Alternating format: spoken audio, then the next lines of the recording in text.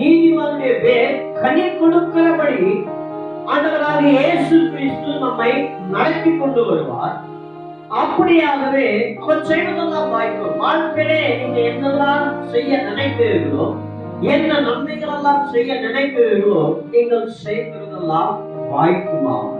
அப்படியாகவே உங்களுடைய வயதான காலத்திலும் நீங்கள் கனி கொடுத்து புஷ்டியும் பசுமையாய் இருப்பார்கள் என்று சொல்லப்பட்டது. பாருங்க, இங்க ஆண்டவர் நம்மை கனி கொடுக்கிறார், வைத்திருக்கிறார் என்று சொல்லி வேதத்தில் நாம் பார்க்கலாம்.